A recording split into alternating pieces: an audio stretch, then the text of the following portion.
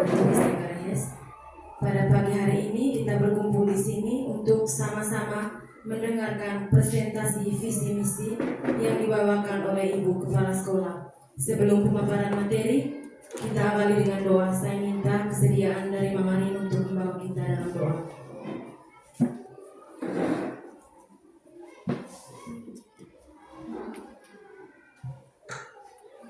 Mari kita dalam nama Bapa dan Putra dan Roh Kudus. Kami mengangkat hati memuji dan bersyukur kepada Allah Bapa, Putra dan Roh Kudus yang juga Maha Kudus bersama Bunda Maria. Karena hari ini, saat ini, ruangan ini Engkau tetapkan untuk kami berkumpul. Tuhan, Engkau mengetahui maksud perkumpulan kami hari ini. Berkatilah kami semua.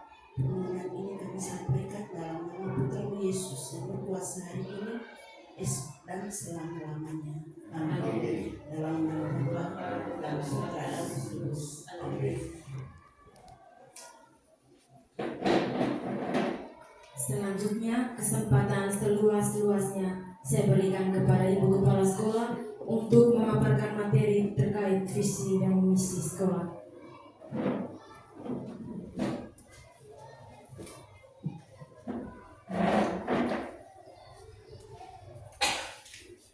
Baik, selamat pagi untuk kita semua. Selamat pagi.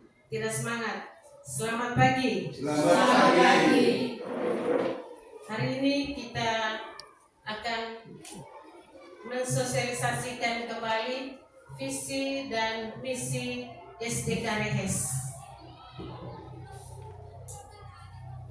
Kita sama-sama melihat bagaimana pengertian dari visi dan misi. Yang pertama, visi. Visi merupakan cita-cita atau gambaran besar yang ingin dicapai di masa depan. Sedangkan misi merupakan langkah-langkah atau kegiatan yang akan dilakukan untuk mencapai visi. Visi dan misi kita sudah buat secara bersama-sama. Namun, visi dan misi memiliki perbedaan. Visi adalah tujuan, sedangkan misi adalah cara untuk mencapai tujuan. Perbedaan yang kedua, visi bersifat jangka panjang, sedangkan misi bersifat jangka pendek.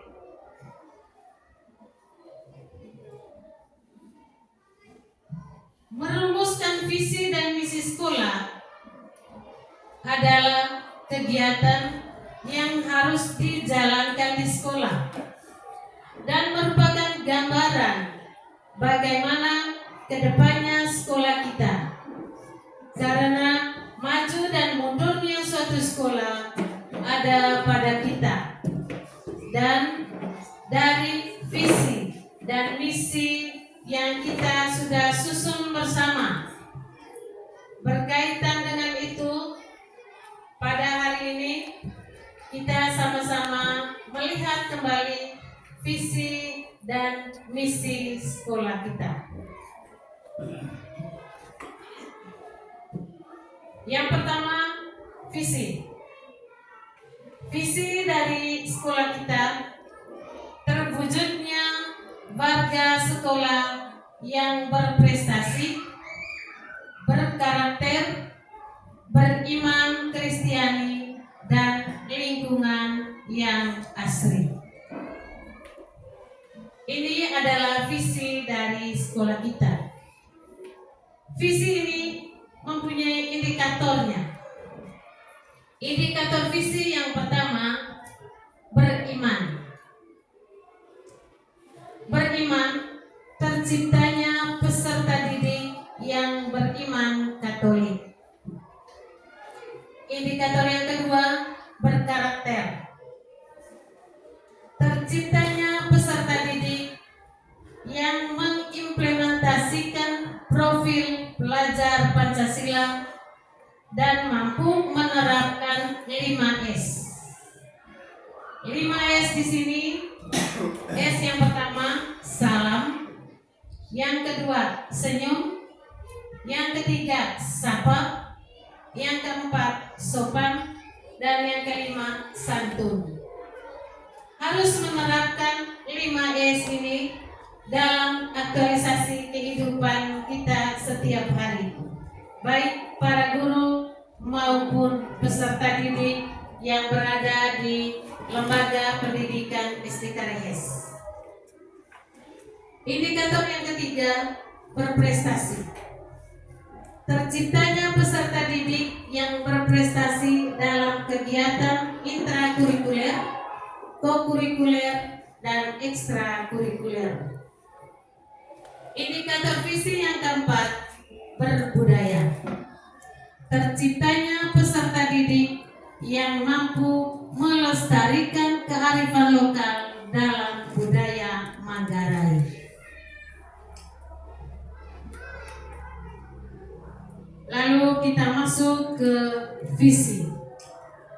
Berdasarkan visi, kita masuk ke misi. Berdasarkan visi, dapat dirumuskan misi sebagai berikut.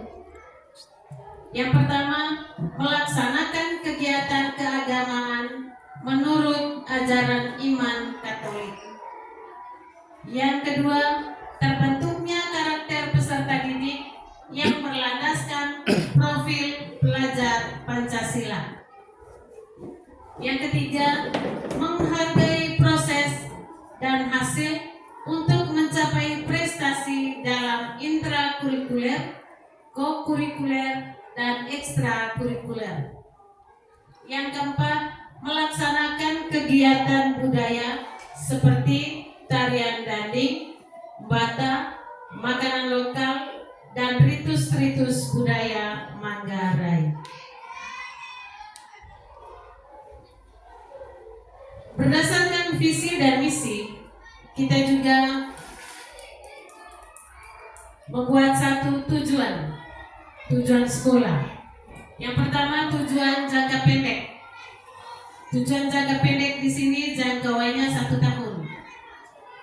Yang pertama, mengoptimalkan sarana prasarana sekolah untuk menunjang rancangan pembelajaran yang memotivasi keinginan selalu belajar.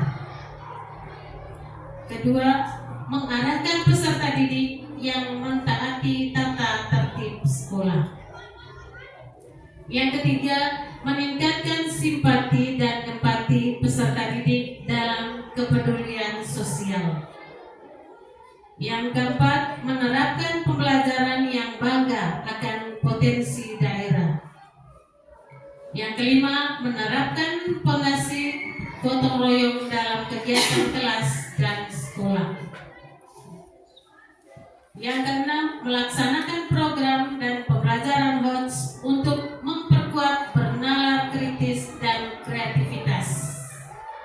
Yang ketujuh, melaksanakan pembelajaran untuk mengasah kemampuan literasi dan numerasi. Yang kedelapan, mempertahankan prestasi yang sudah tercapai sebelumnya. Ini tujuan jangka pendek. Lalu kita masuk ke tujuan jangka menengah, berkisar 2-3 tahun. Yang pertama, merancang pembelajaran yang sesuai dengan tingkat perbedaan kemampuan kognitif peserta didik yang mengarah pada keterampilan dan kecakapan hidup sesuai bakat dan minatnya. Yang kedua, sekolah mampu melaksanakan penilaian secara akuntabel dan valid dengan sistem digitalisasi.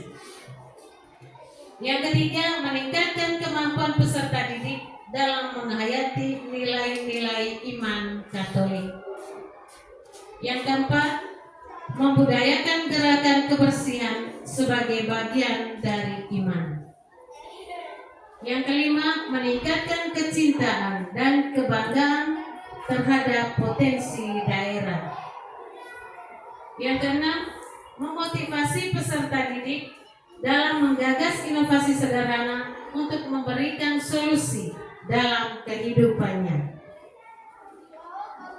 Yang ketujuh, menyelenggarakan kegiatan ekstrakurikuler yang optimal dalam mengembangkan prestasi sesuai bakat dan minat serta potensi peserta didik. Lalu ada tujuan jangka panjang.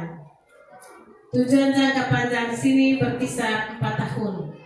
Yang pertama, melaksanakan pembelajaran dengan model pembelajaran yang menjadi ciri khas sekolah. Yang kedua, menghasilkan lulusan yang memiliki mental pembelajaran sejati. Yang ketiga, membentuk peserta didik yang berakhlak mulia, memiliki kepedulian sosial dan toleransi beragama. Yang keempat, memanfaatkan pembelajaran dengan bahan ajar mandiri untuk meningkatkan kecintaan pada budaya lokal. Yang kelima, menjalin kerjasama dengan pihak luar, sanggar, perguruan tinggi, dan dunia usaha dan industri untuk melengkapi program sekolah yang memfasilitasi berbagai keragaman potensi, minat, dan bakat peserta didik. Yang keenam, membudayakan lingkungan belajar dan karakter inovasi cepat tanggap di lingkungan sekolah. Yang ketujuh, terbangunnya budaya dan kultur sosial yang kompetitif positif. Yang kedelapan, menyediakan fasilitas untuk mengembangkan kreativitas, inovasi, dan minat bakat peserta didik. Baik Bapak Ibu guru sekalian, itu tadi beberapa tujuan dari sekolah yang kita sudah susun bersama. Berkaitan dengan pemaparan materi tentang visi dan misi sekolah. Di sini saya minta Bapak dan Ibu guru untuk mengajukan pertanyaan atau memberikan tanggapan yang berkaitan dengan visi misi sekolah. Yang pertama, saya memberikan pertanyaan singkat kepada Bapak dan Ibu guru berkaitan dengan visi sekolah. Bagaimana kegiatan kita di sekolah yang berkaitan dengan indikator visi beriman?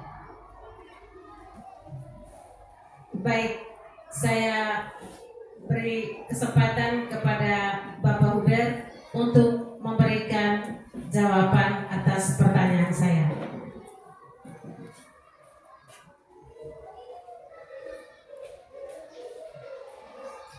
Baik, terima kasih. Selamat pagi untuk kita semua. Selamat pagi. Baik, karena kita ini sekolah Katolik dan juga kita punya visi beriman. Seperti yang sudah dikatakan oleh Ketua Yayasan bahwa sekolah Katolik itu harus bisa menjamin iman Katolik itu bertumbuh dan berkembang dengan baik di sekolah. Nah, untuk itu salah satu kegiatan kita itu kita upayakan agar setiap jam 12 siang itu dilakukan doa Angelus, dan setiap hari Jumat pagi kita bersama-sama baik guru dan juga siswa berdoa di depan Dua Maria. Terima kasih, ini masukan dari saya.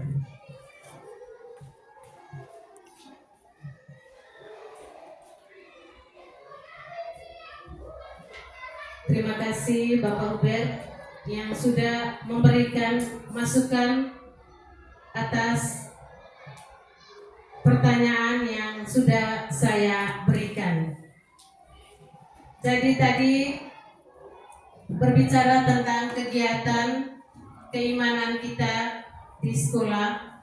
Jadi sama-sama kita sudah mendengar apa yang sudah dijawab oleh Bapak Uber. Diupayakan kegiatan berdoa Angelus setiap jam 12 siang dan berdoa di depan Gua Maria setiap hari Jumat pagi. Terima kasih Bapak Uber.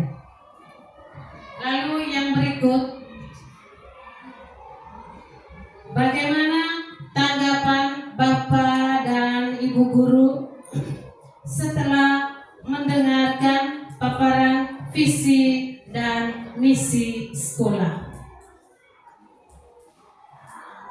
Saya beri kesempatan kepada Ibu Ita.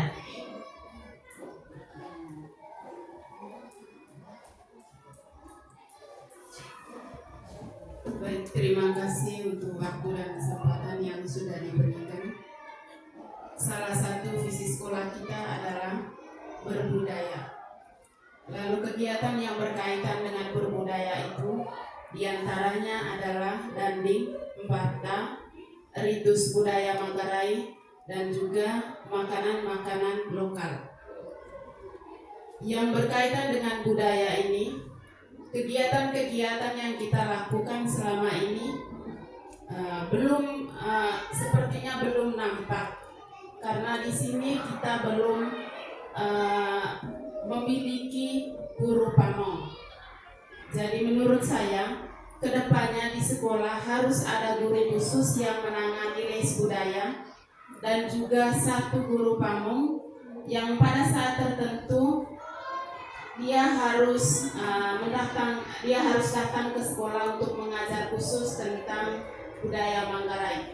Itu yang pertama. Lalu yang kedua, meningkatkan kembali kegiatan-kegiatan yang sudah kita lakukan yang berkaitan dengan budaya seperti pagelaran budaya. Jadi itu masukan dari saya. Terima kasih.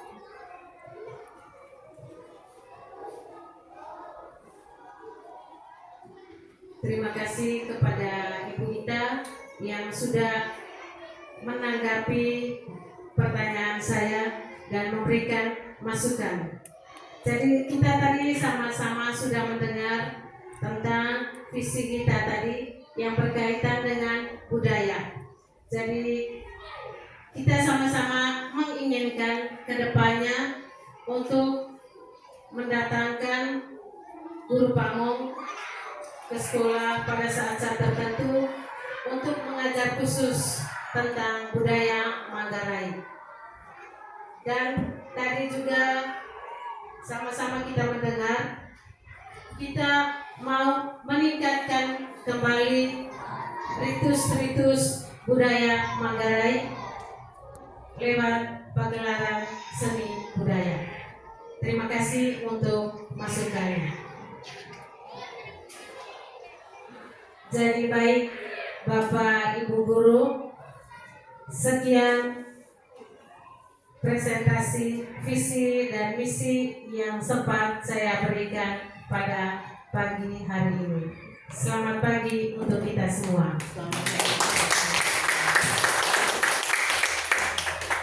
Saya baik.